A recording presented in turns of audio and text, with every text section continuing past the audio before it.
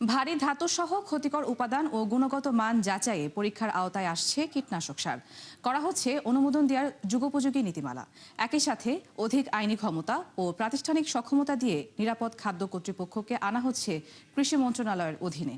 ৭১ বিজনেসকে দেয়া একান্ত সাক্ষাৎকারে এসব তথ্য জানিয়েছেন কৃষি ও প্রাণী সম্পদ মন্ত্রী মোহাম্মদ আমিনুর রশিদ।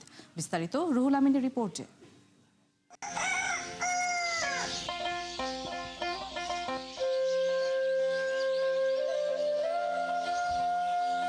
খাবার, মাটি, পানি জীবনের অপরিহার্য উপাদান, কিন্তু এসব উপাদানই হয়ে উঠেছে ক্যান্সার সহ নানা মরণ ব্যাধির কারণ।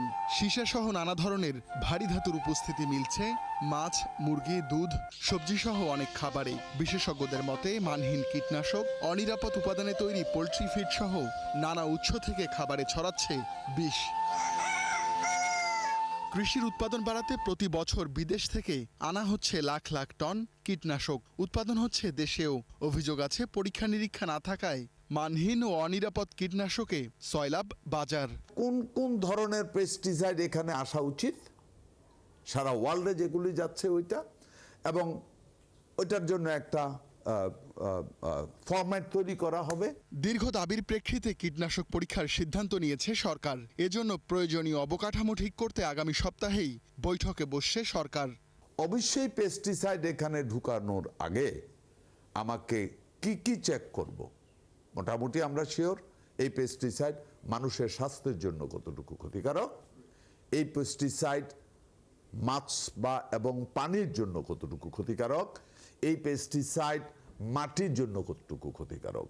মন্ত্রী জানান কীটনাশক অনুমোদন দেওয়ার পদ্ধতিও ঠিক করা হচ্ছে। পিটাকের কমিটি পরে, আগে পিটাক যে কমিটি আছে এটা পরিবর্তন করার যদি প্রয়োজন হয় করব, যদি প্রয়োজন না হয় করব না।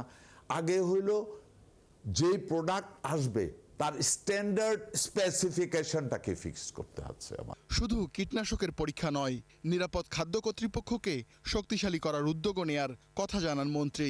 বলেন সংস্থাটিকে কৃষি মন্ত্রণালয়ের অধীনে আনতে মন্ত্রী পরিষদ সচিবকে চিঠি দিয়েছেন কৃষি সচিব।